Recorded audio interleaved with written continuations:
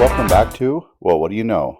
On this episode, I sit down remotely with David Bultena for a conversation that covers nearly 9 decades of life experiences and stories. David grew up in small town South Dakota before moving to Anaheim, California, just as Disneyland was being built. He shares firsthand memories of watching Walt Disney's dream come to life, along with stories from his time as a Berkeley water polo player, police officer, prosecutor, writer, and husband. This episode is full of humor, history, and perspective, including a few unforgettable law enforcement stories that had me laughing out loud.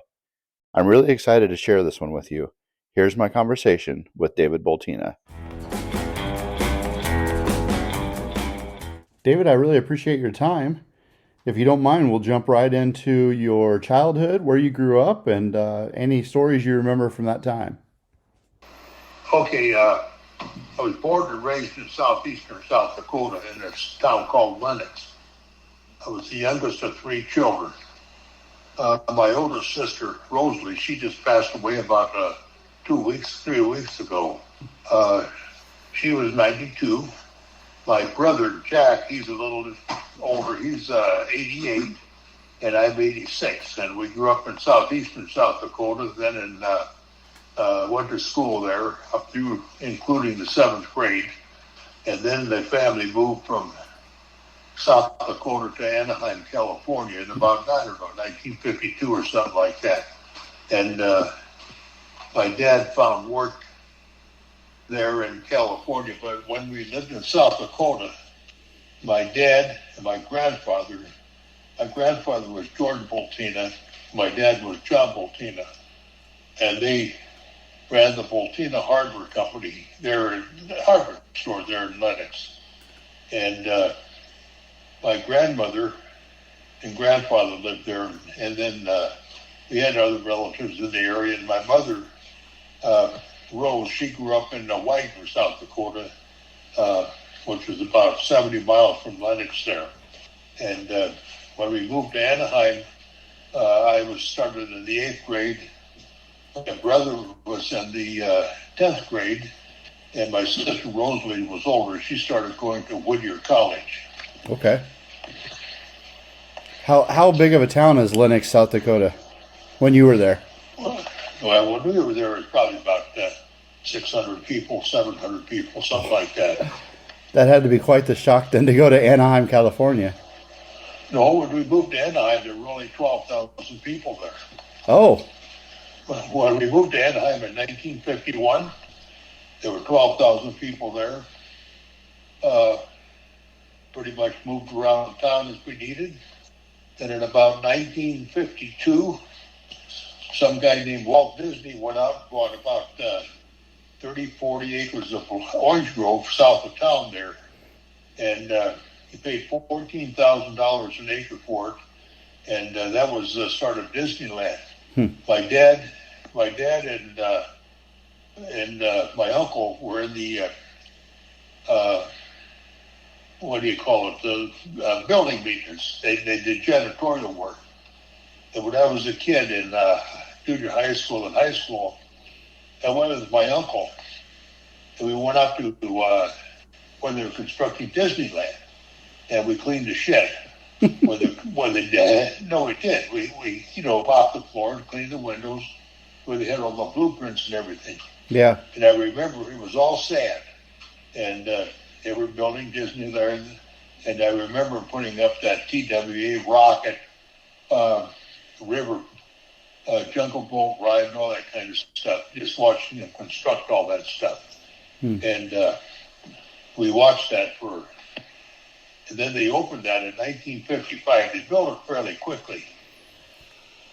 Then they had the grand opening on TV in 1955, which we watched on the TV. And then we would go out there occasionally, and it was pretty good at the beginning, it was, they had all these shops and everything, and there.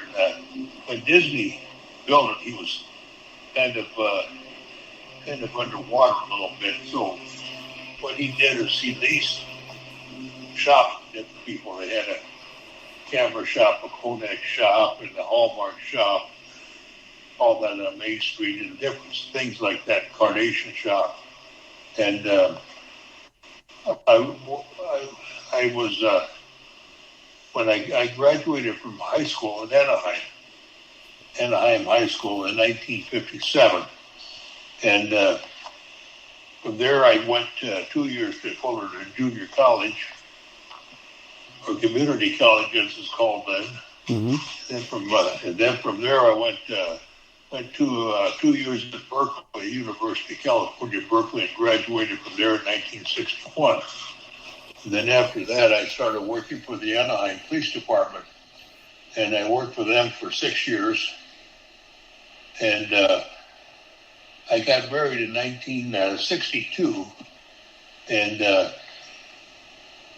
I worked for the police department from 1961 to 1967.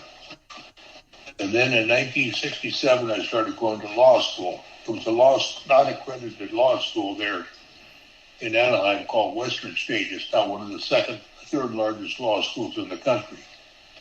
And I went there 4 years, and then took the August 1971 state bar exam and passed it the first time. And then I was admitted to the practice of law, and then from there I practiced law in Anaheim for about 3 or 4 months, and said, not really all that good. So I got a job with the Merced County District Attorney's Office. Merced County's in the central part of California. And I started working there. It was an LEAA grant. That's Law Enforcement Administration Assistance grant. And the way that grant worked, that was what was called a law enforcement consultant. I'm not sure exactly what that was or what it did, but nobody else did either. But I got this, I'm serious. I got this job working there, and what I did basically is went around to the different police agencies through the county and worked with them on any problems they had with the DA's office and that sort of thing. I didn't do any kind of civil work because that wasn't my bailiwick. And then, the way that grant thing worked, after first year, the government paid for 90% of the salary. The second year, they paid for 30% of the salary. And then the third year, they paid for 10%. And then the difference, of course, was made up by the jurisdiction that, the jurisdiction that you were working in. Right. So after 4 years, then I started doing actual criminal trial sort of stuff. I did misdemeanors and drug driving and all that sort of stuff. And then what reason I'm sitting here chuckling after about 3 or 4 months of that, every district attorney's office, has a juvenile division. And you start out the juvenile division, or kiddie court as they used to call it. And that was sort of a place you kind of got stuck, and people didn't want to stay there and work in that. And I always kind of found refuge in working in areas people didn't want to work in. So I was a juvenile prosecutor for 12 years.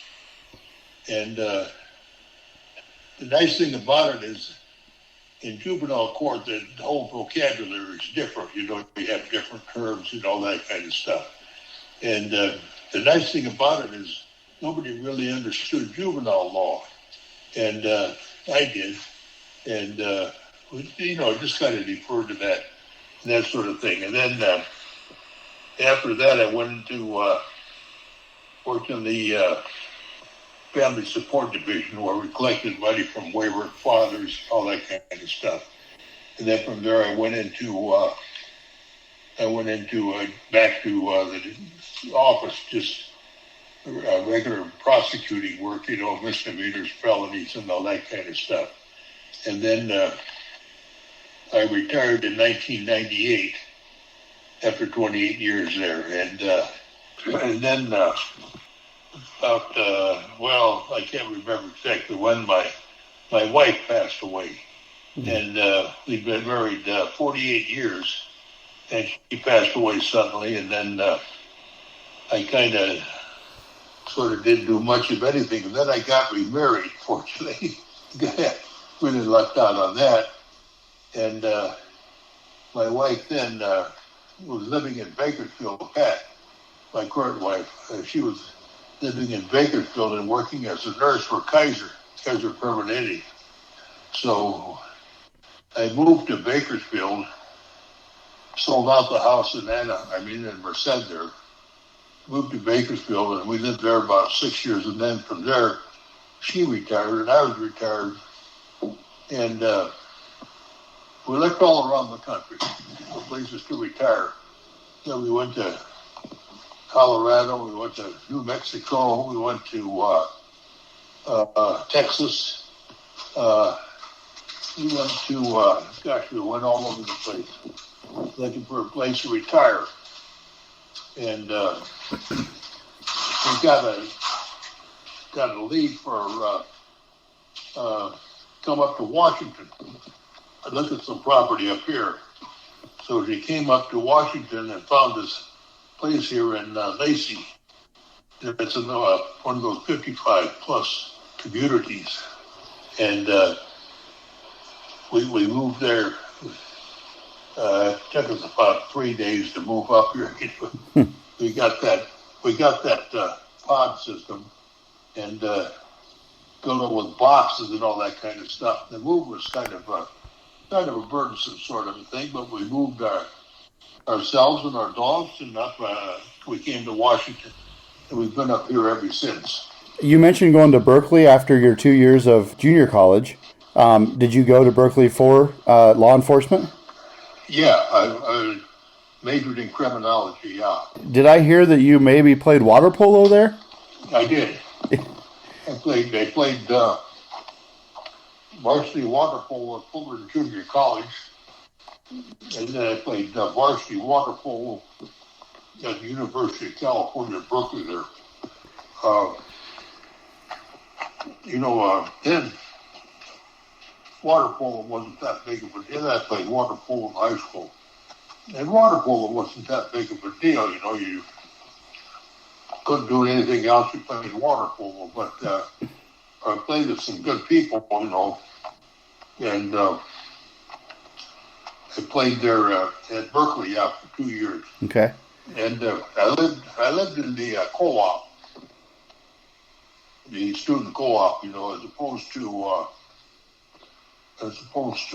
the dormitories or the fraternities and any of that sort of thing, or private apartment or anything. And I always laugh about the fact that when I went to Fullerton Junior College, it cost about $50 to $60 a semester. And most of that was for books.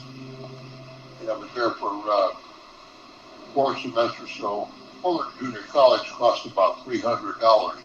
Wow. Then when I went to Berkeley, I stayed in the co-op. Now, understand, this was in 1959. I stayed in the co-op, and the co-op was $300 a semester.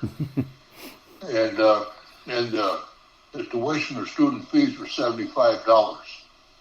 So between Berkeley and Fullerton Junior College, you got a full college education for something less than $3,000. That's crazy. Well, it is. I've been to a couple of class reunions at Berkeley. I don't go anymore because, I don't get around that well anymore. But one of my classmates was Jerry Brown, the former governor of California. Okay. And they go to these reunions, and Jerry was there. He come and he's good conversationalist, and all that kind of stuff. And we visited. But it's like I told the group there, I said, look, people say, well, you really lucked out. You got a free education. Or not free, but next to nothing. I said, now wait a minute. I said, I graduated from here in 1961, and I've been a citizen of California for all those years.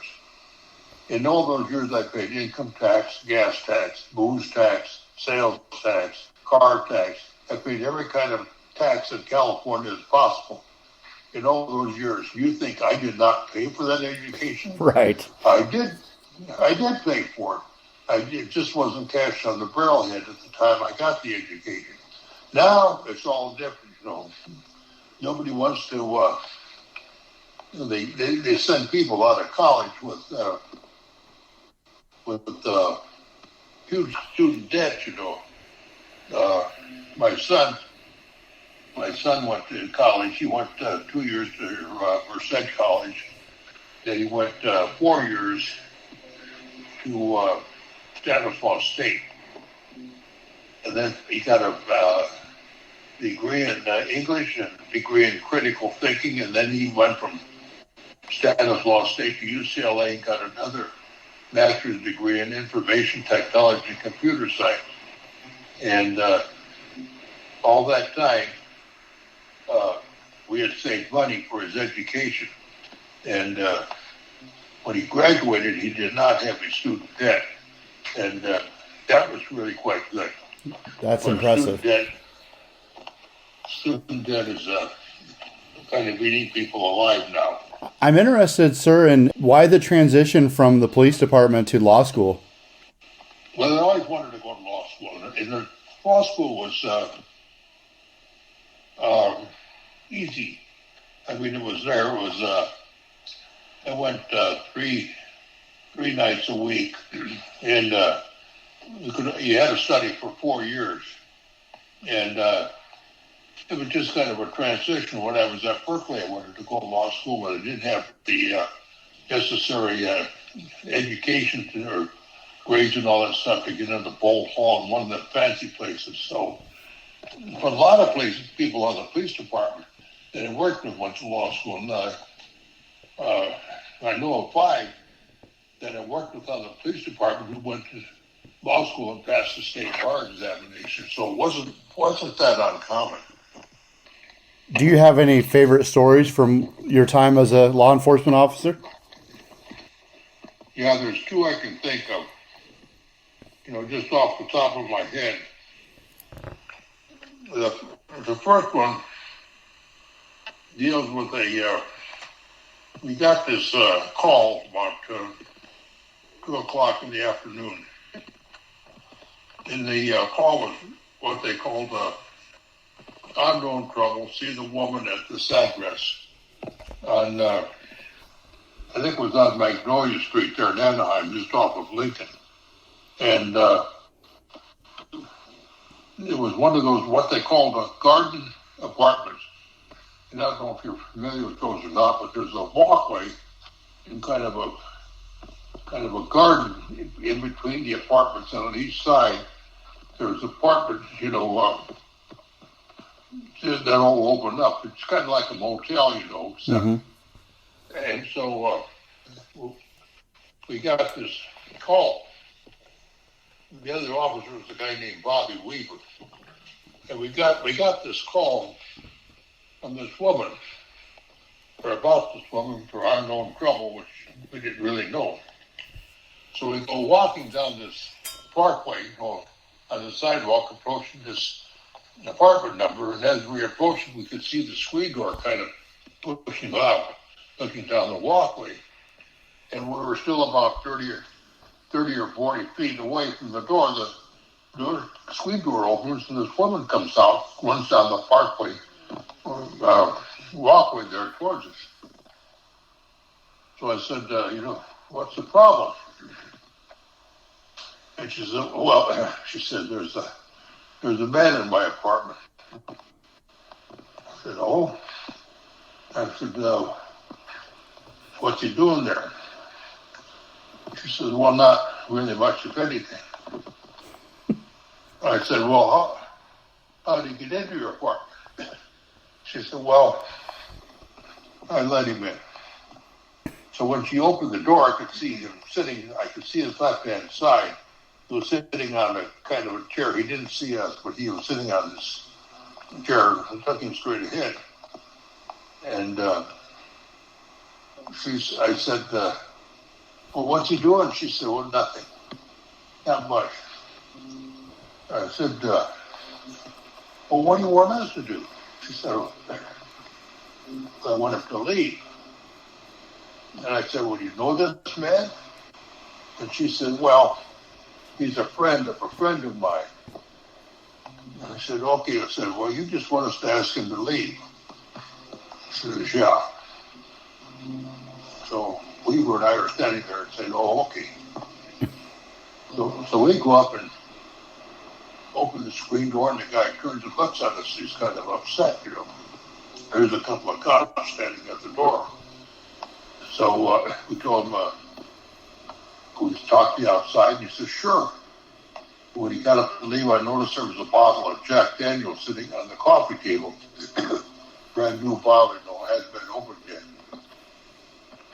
So he comes outside down the walkway, so we're talking to him.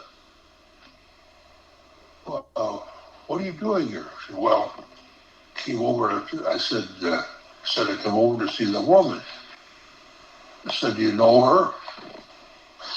He said, well, she's a friend of mine. So I'm sitting there thinking, wait a minute.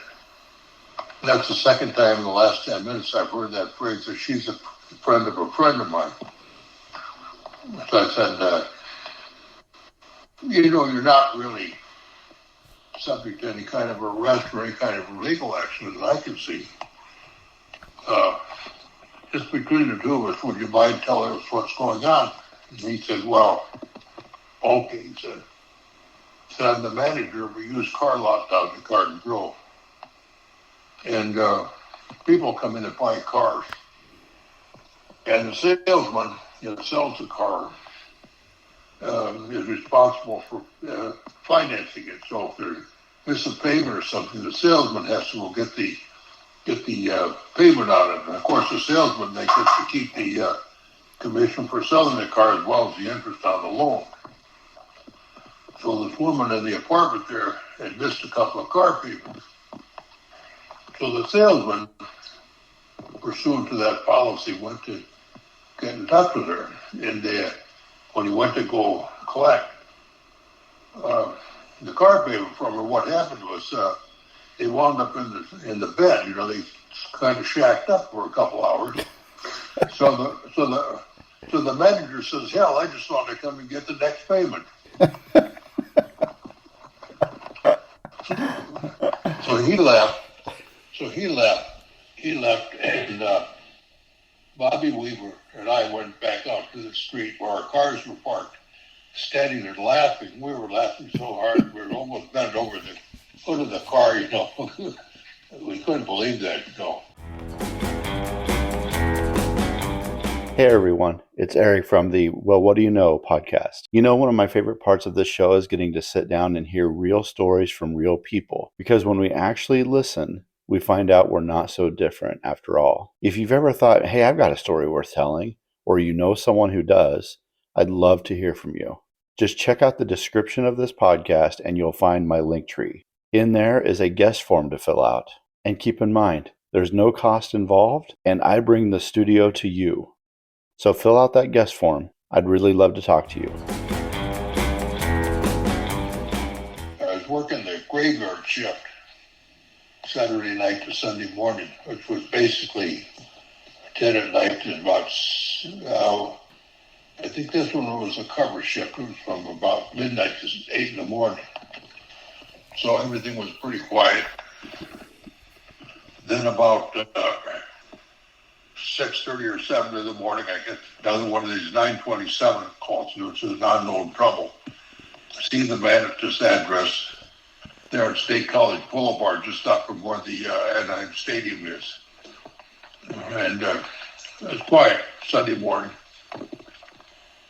I pull up in the police car and get out, walk up to the house, and again, he comes running out the door.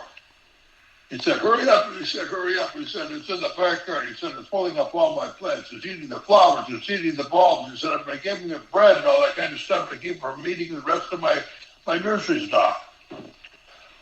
So I'm standing there, I haven't got the faintest idea what the hell he's talking about. So we go to the house, and out the back door, there's this monkey sitting there in his backyard, pulling flowers up and eating the roots. And this guy was kind of a landscape gardener, and kind of did sort of exotic landscaping work. So the monkey is sitting there eating the flowers and all that stuff, and then he was eating the bread and whatever else he had. So I'm sitting there looking at this monkey. I said, I haven't got any idea what to do about this. And the animal control officer was off that time.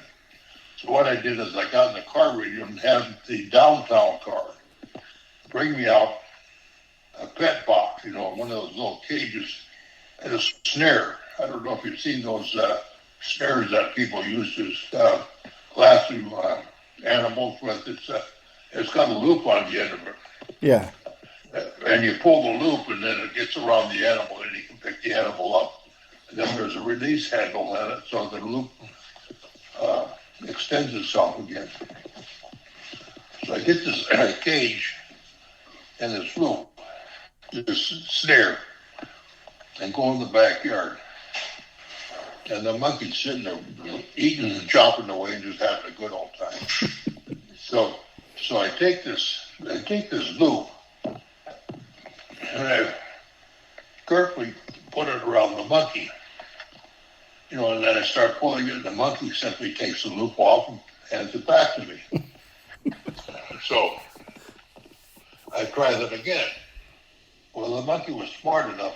He takes the loop off. I said, well, what I've got to do, I've got to be faster securing this thing. So next time I put the loop over the monkey, I pull it as quickly as I can, and I snare this monkey. I get it under the arm and around the neck. Now, and then monkey's, caught up in this loop. Now, you haven't lived until you've heard a monkey screeching at about top decibels at 6 o'clock on a Sunday morning. And this monkey's, flailing around.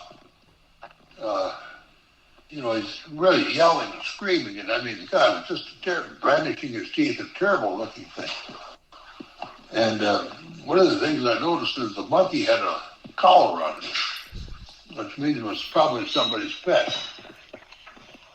So I get this monkey and I put it in the cage. The cage is had kind of a lid on it. You put the monkey inside the cage, then you close the lid, and when the lid was closed, I tried to release the snare on it. That snare on it. So releasing the snare, and the monkey's in this thing, just screaming and yelling. And about this time, this guy comes walking up the sidewalk, and again, it's a Sunday morning, and hardly any traffic around. This guy comes walking up the sidewalk, and he said, have you seen my monkey? I've seen a monkey. I don't know if it's your monkey or not. So we get out there, and he looks in the cage. Oh, it's his monkey. So I take this, open the cage, get the monkey out, release the snare on it, and the monkey just jumps up and grabs it, sits on this guy's shoulder. Well, what happened was he had this monkey in a cage in his yard, and the monkey was smart enough to figure out how to open the lock. Wow. So, although he takes the monkey with him, and I said, I got his name and the name of the guy that lived there, and I could put all that down. And I told him, I said,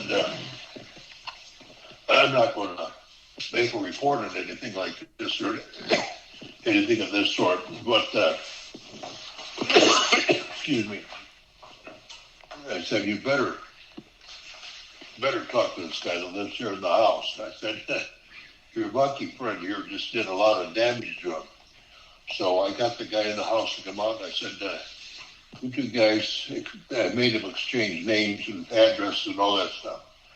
I said, you two guys can sort it out whatever you figure the monkey did one way or the other. And I got in the car and I went back to work. and when I was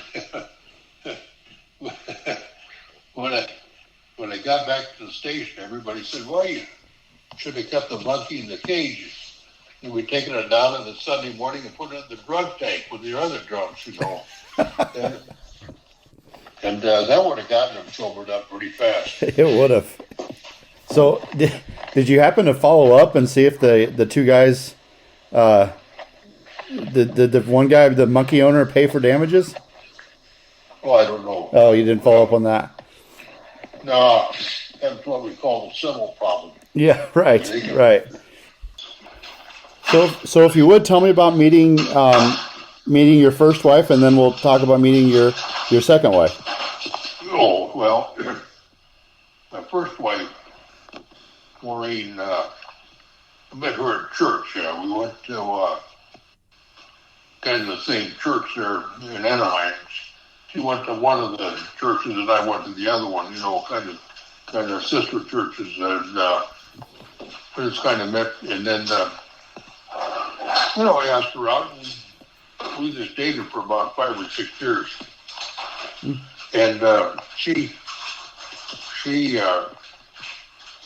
was 2 years younger. She graduated from Long Beach State with a degree in probation work. Okay. So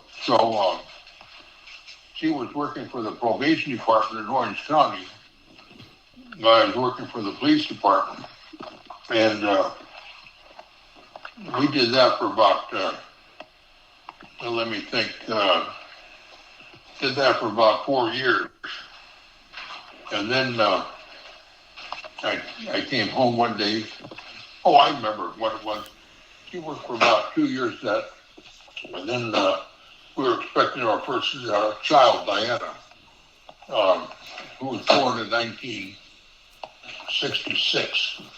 And when she was expecting, my wife quit the probation department and stayed home and kind of did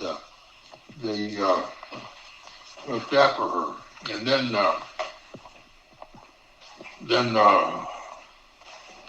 I came home one day and I said, I want to go to law school. I said, I don't want to spend, time in the police department was fine, but I wanted to go to law school.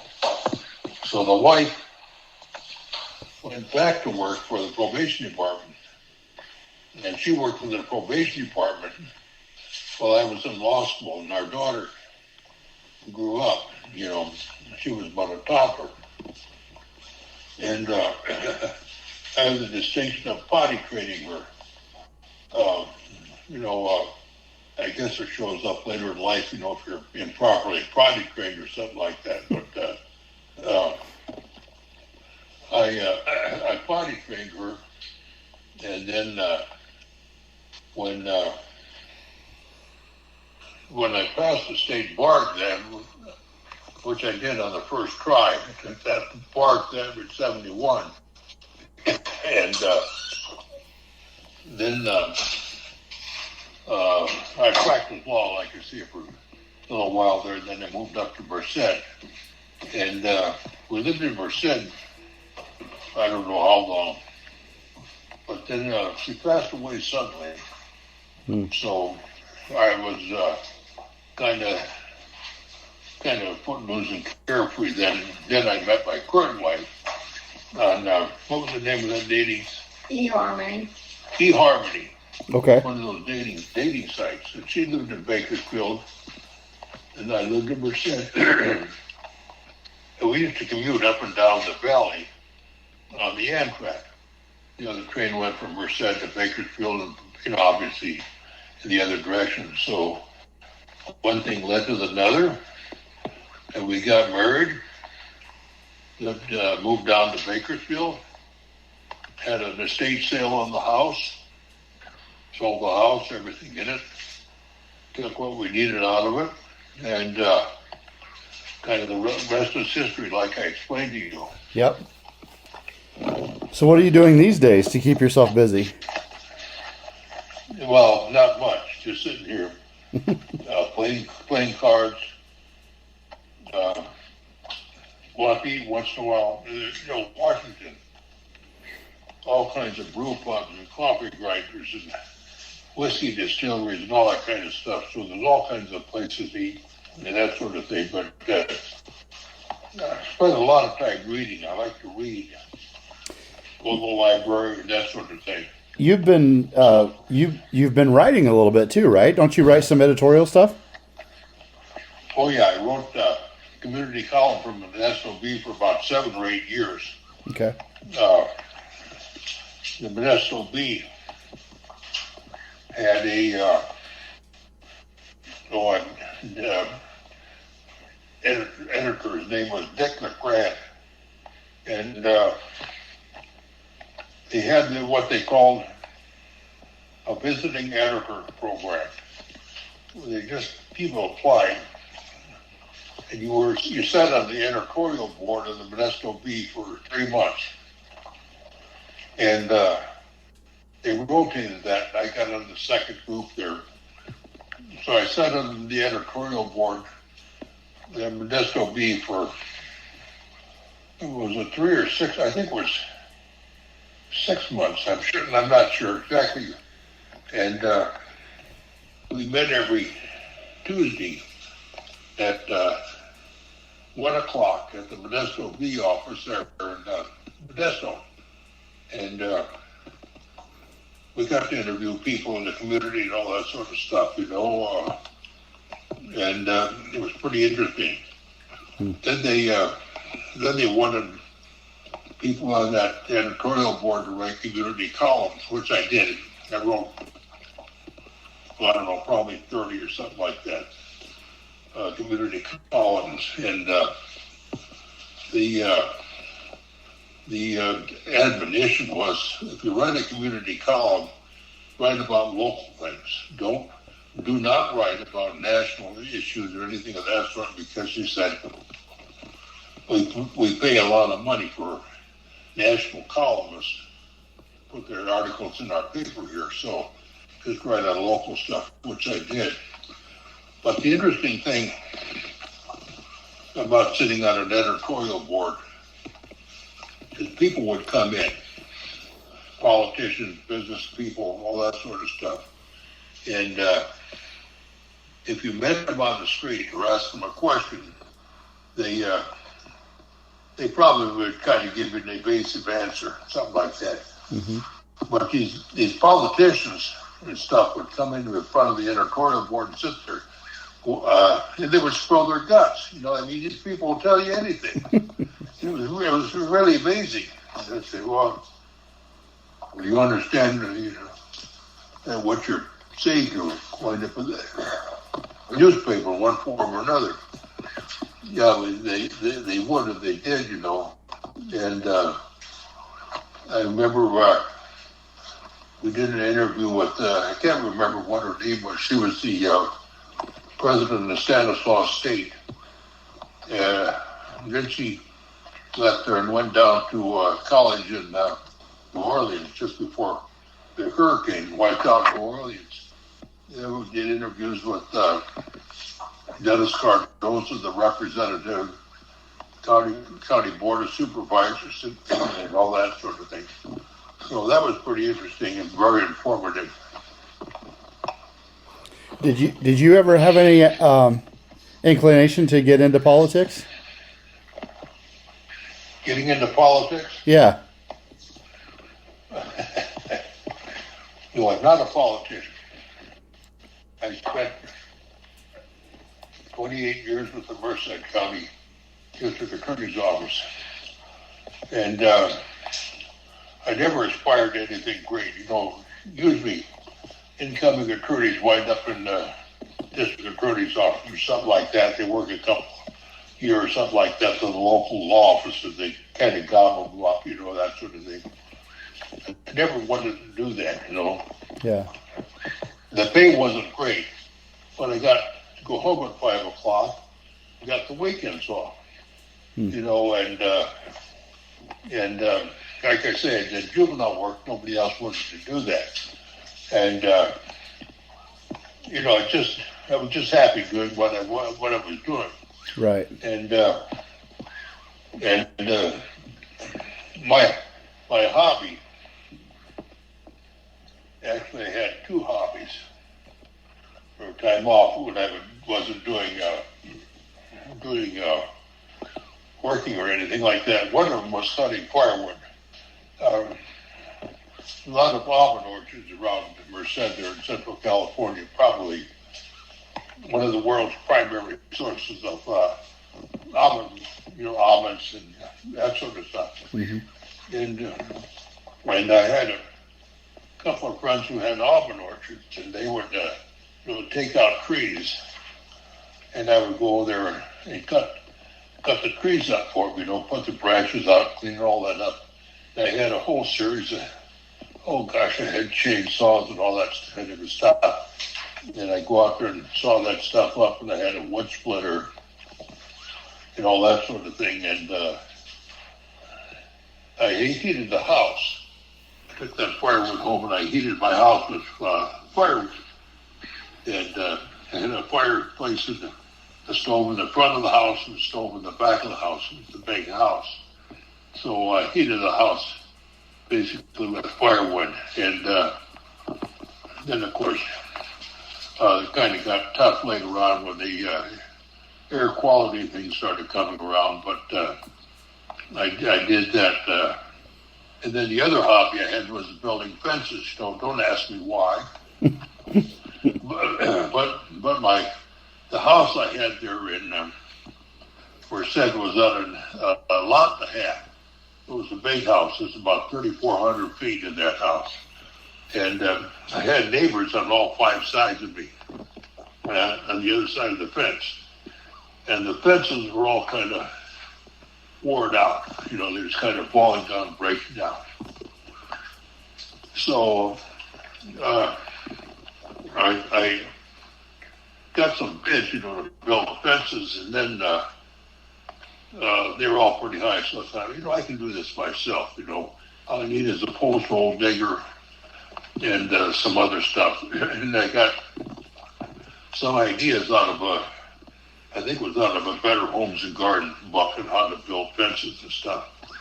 So I started building my own fences, and we fenced the whole side of the whole yard, and did a couple of fences for neighbors and that sort of stuff. And I built, I probably overbuilt them, but that was just kind of a fun thing to do, Right. Because one of the things I always said, I never made a living. I never worked with my hands, and I like to work with my hands. So that was one of the things I did, just to kind of get you to sort of a different kind of a perspective there. So Yeah. Well, sir, I've kept you for over 45 minutes now, so. Okay, we'll catch you later then. All right, take care. Bye-bye. Bye now.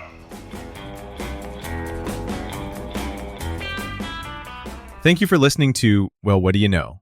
The podcast created to tell people's stories. Everybody's got a story, and every story is worth saving.